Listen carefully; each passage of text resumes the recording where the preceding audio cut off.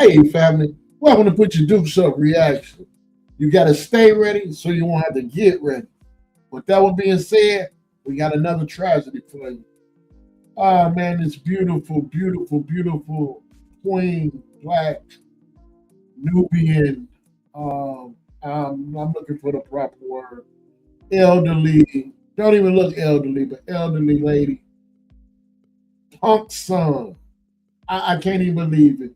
I mean, if I go biblical, the Bible speaks on these things, but I'm not gonna go too deep. But this is nuts, y'all. It's just sick. You don't never change your mama for no reason. I don't even get loud with my mama. Are you serious? But I'm gonna let y'all see what I'm talking about. Let's get it. Son is charged with killing his 88-year-old mother on the city's far south side. This was The gonna be woman had hard, been missing y'all. for more than a week when Chicago police found her body in her basement. He posted, "I miss my mom," online. He shared her missing person flyer. He even called his brother down in Florida to help spread the word. You see these things in the movies, you hear about these things. It takes on a devastating effect. The whole neighborhood was looking. The whole city was looking. And the whole time, she was right there, in the basement, wrapped in a sheet and a rug. He put her there. Let me tell you something. This right here is one of those stories that stays with you. Not because it is unusual for bad things to happen in this world, but because of who Daniest Graves was, and because of who it was that took her out. You're watching Shadowed Crimes TV. We tell the stories that need to be told. Domestic violence, toxic relationships, and the lives lost behind closed doors. No sugarcoating, no excuses, just the truth. If you're new here, subscribe and join us as we shed light on shadowed stories. Daniest Graves was 88 years old, and she was not living like it. This woman was bowling every single Monday morning with her seniors league on the south side of Chicago.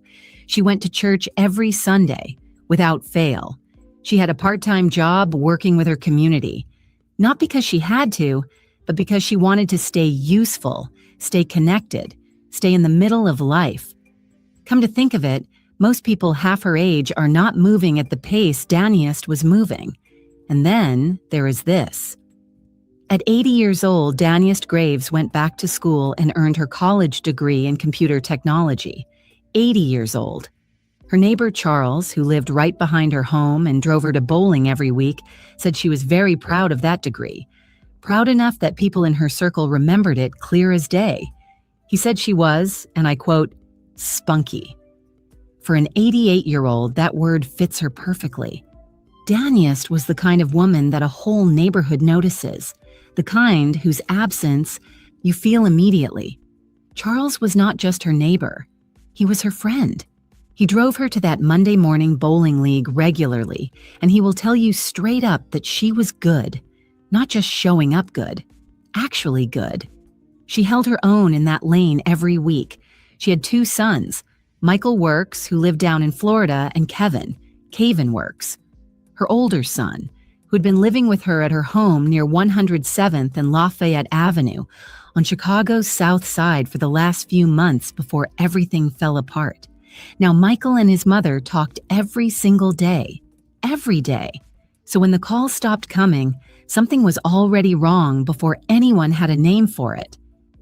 My name is Kevin Works, and I am the owner and founder of Kiwo Digital Network Incorporated. There's a few things I do know, and there's a few things I'm not sure of, and there's a few things that I'm absolutely. Hello. This is a $1 a pound challenge to walk the stairs that are right behind me. It's 125 stairs and an 8-mile hike. I will donate $1 for every pound I lose this summer. Caven Works, 66 years old. He had a history, a long one. Going all the way back to the early 90s, Caven had convictions for domestic battery, theft, and drug possession. There had been multiple orders of protection filed against him over the years. Multiple. So his record was not a secret. Not to the courts, not to the system, and honestly, not to his own family either. But here is the thing. By the time Caven moved back into his mother's home, he had done some work on himself, at least on the surface. He had written a book. He was running his own digital company. His brother Michael, speaking from Florida, said that with age, with the 60s, he had expected Caven to have cooled down. That temper, that edge. Michael thought time had taken care of it, and Daniest, she opened her door to her son, because that is what mothers do. Now, Michael Works is not a man who sugarcoats things.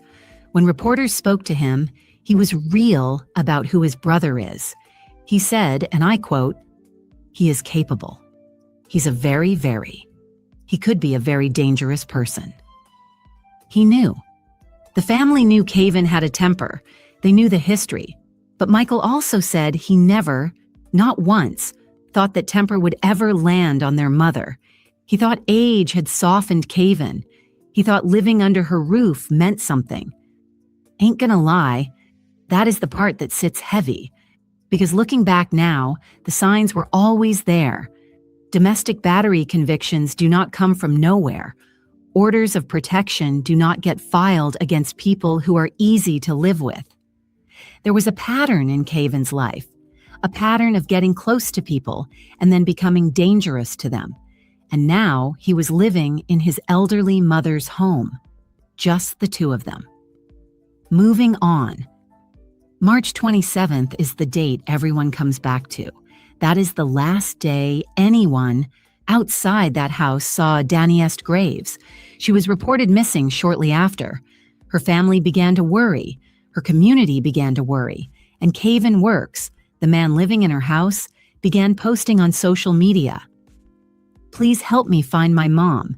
She's been missing since March 27th. Another post, "I can't sleep." And then, "I miss my mom." He shared the missing persons flyer with his brother Michael all the way in Florida. Michael passed it along.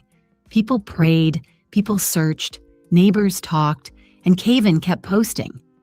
I said what I said. It is one thing to commit a crime.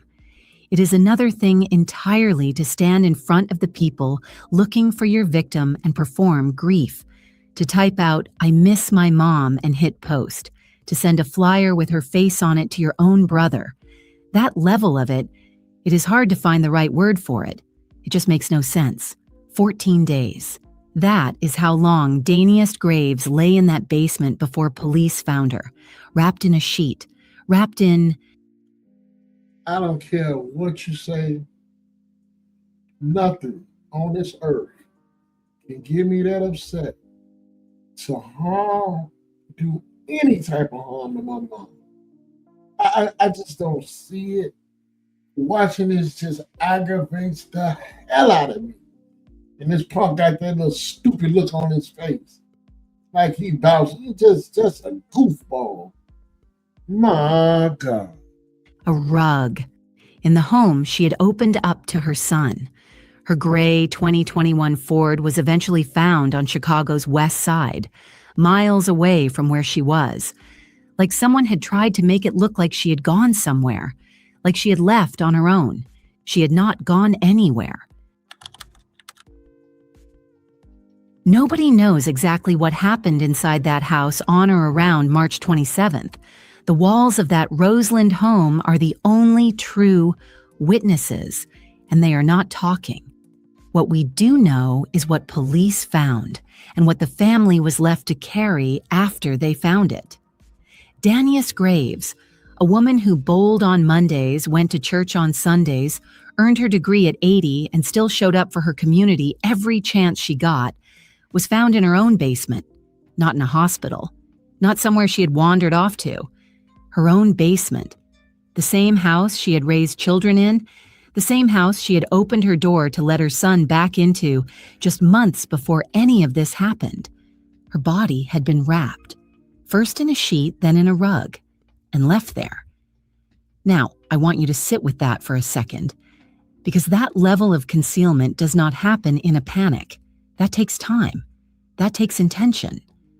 Someone made a decision to cover what they had done and go about their day, go about their life, post on social media, send missing person flyers to family members, sleep, or claim they could not sleep, while she lay wrapped up in that basement below them. Like, how do you do that?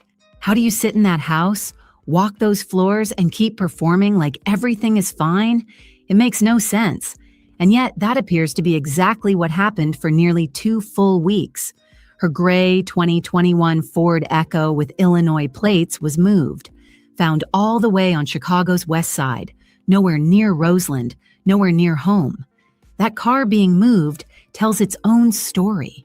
It signals that whoever did this thought about distance, thought about misdirection, thought about buying time. And for 14 days, it worked. The family reported Daniest missing after she was last seen on March 27th. For a woman who spoke to her son Michael every single day without fail, silence from her end was not something anyone could explain away. Michael, down in Florida, started to feel something shift. You do not talk to your mother every day for years and then just accept that she stopped calling. The missing persons report went out. Her face went on a flyer, and Caven Works, the man living in her home, made sure that flyer traveled. He posted it online. He sent it to Michael. He made himself visible in the search for the woman who, according to what investigators would later uncover, had not left that house at all. Come to think of it, that move, inserting yourself into the search, is something investigators have seen before in cases like this. It is a way of controlling the story, a way of being present so that no one looks too closely at you. Caven was grieving publicly, posting, reaching out, and every post, every share, every "I can't sleep," it was all sitting right on top of what he allegedly knew. Neighbors in the area around 107th and Lafayette noticed something was off. This was a woman people knew, a woman people saw. Her absence was felt by the people on that block before it was even confirmed to be permanent. One neighbor, shaken by what eventually came to light, said he was shocked that they had said she might have been dead. That word, might, still sitting in his throat like he could not fully swallow what had happened right behind his street. Charles, her friend and neighbor who used to drive her to bowling every week, was one of the people who had no way of preparing for this. He knew Daniest. He knew her laugh, her pace, her pride. He had driven her to that Monday morning league more times than he could count. For him, this was not a news story. This was his neighbor, his friend, gone. On a Tuesday morning, roughly 2 weeks after Daniest was last seen, Chicago police moved. They went to the family home near 107th and Lafayette. They found her body in the basement, wrapped in that sheet and that rug, exactly as it had been left. And in that same home, they found Caven Works. He was arrested right there at the scene, in the house, in the place where his mother's body had been hidden the entire time he was posting about missing her. Her car was recovered on the west side of Chicago later that same afternoon. 2 separate discoveries on one day, her body and her vehicle, both pointing back to the same person who had been living under her roof. Investigators charged Caven Works, 66 years old, with murder and concealment of a homicidal death. 2 charges, one for ending her life, one for hiding what he had done. The concealment charge alone says something. It tells you that what happened was not something done in plain sight and left alone. Someone covered it up. Someone made a choice more than once to keep that secret. At the time of reporting, autopsy results were still pending. The family was waiting on those results just as the criminal process was beginning to move.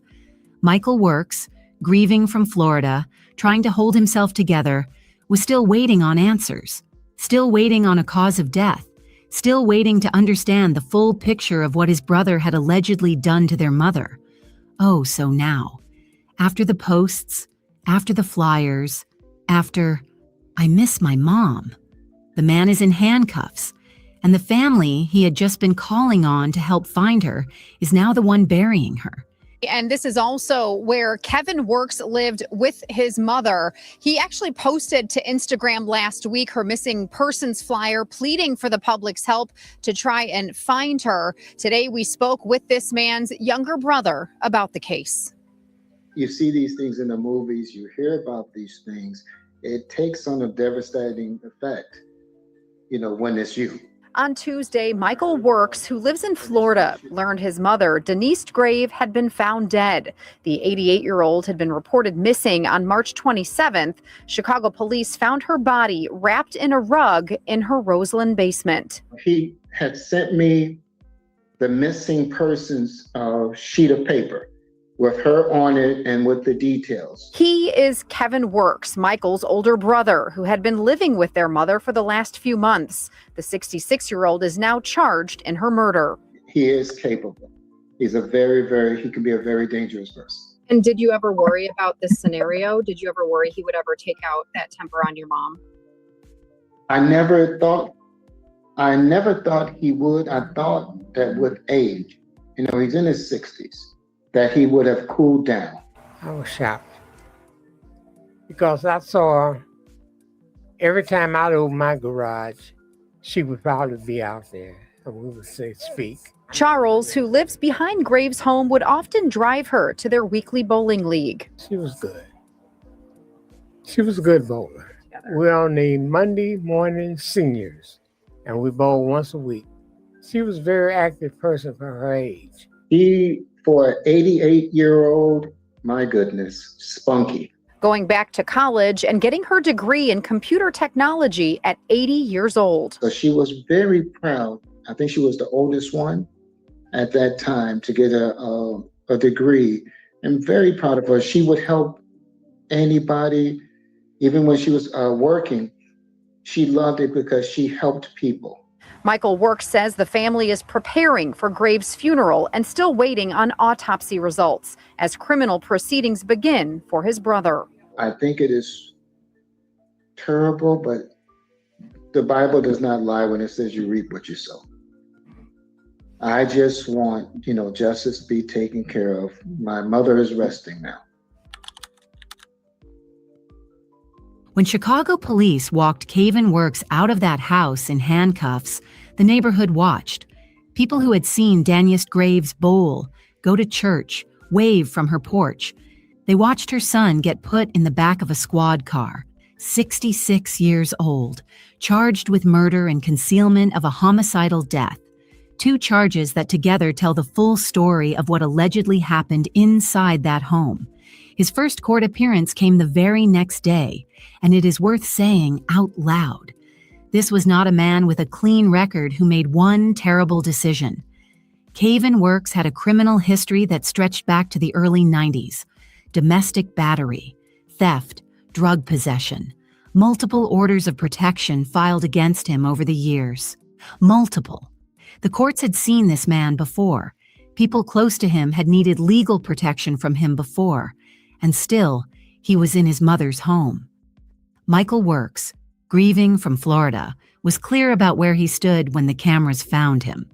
He did not hide from the truth about his brother, even in his grief. He acknowledged Kevin's capacity for violence, but he also said, and this is the part that shows you how complicated family can be, that he never truly believed it would come to this. He said, I never thought he would. I thought that with age, he's in his 60s, that he would have cooled down. That is not denial. That is a man who loved his mother and wanted to believe the best about the only brother he had. And then Michael said something else, something that cuts right through all of it. He said, justice will prevail, and it didn't matter to me who it was. So family or anybody, if you did something wrong, you reap what you sow. That right there is a man choosing what is right over what is comfortable. That is not easy. Nobody should have to do that. But he did it anyway. Autopsy results were still pending as the legal process began to move. The family was preparing for Daniest's Funeral while simultaneously watching criminal proceedings start for the person accused of making that funeral necessary. Both things happening at the same time, the burial of a mother and the prosecution of a son. That is a weight that does not have words for it. Here is what we are not going to do.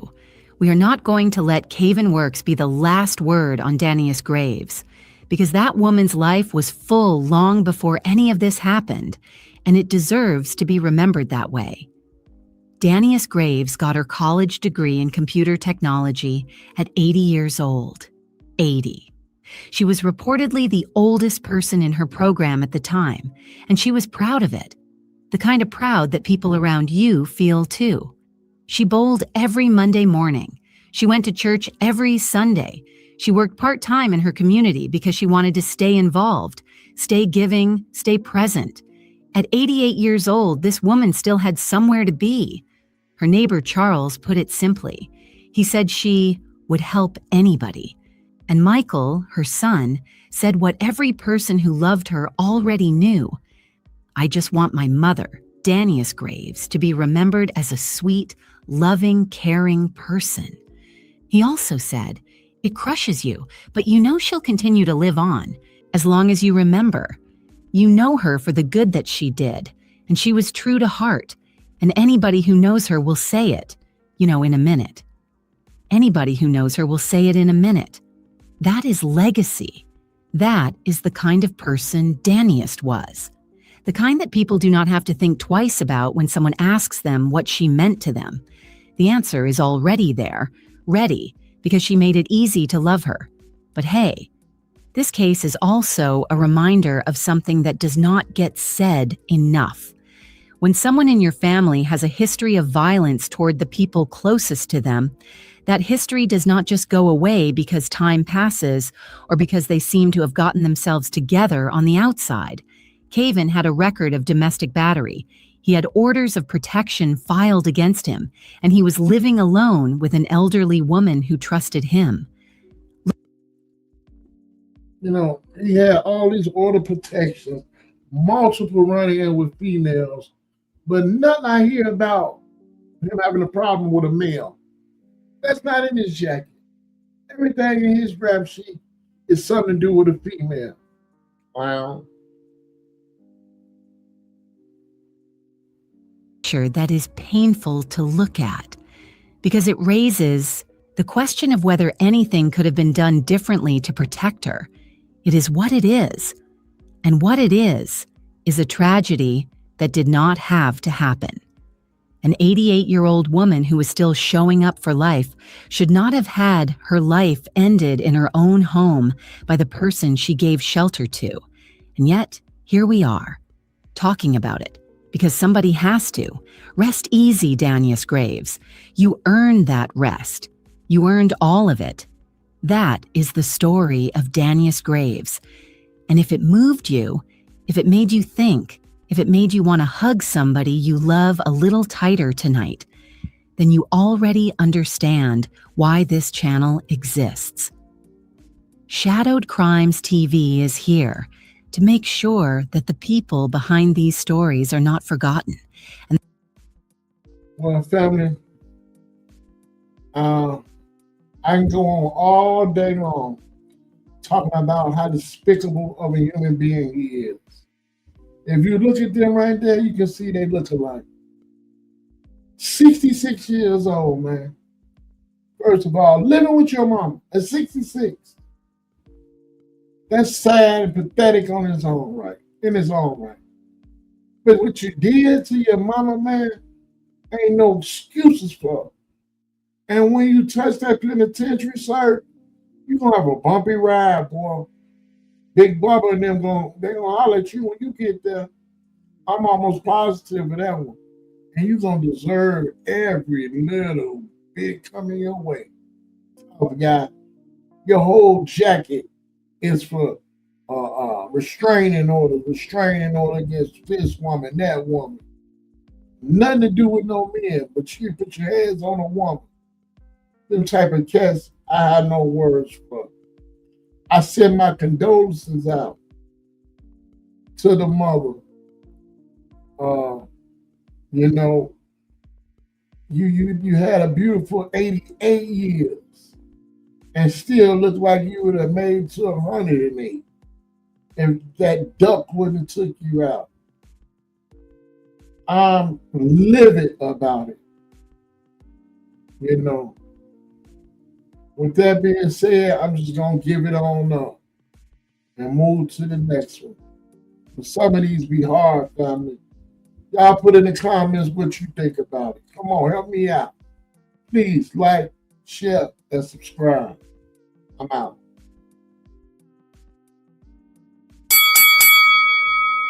Say no, crack kids.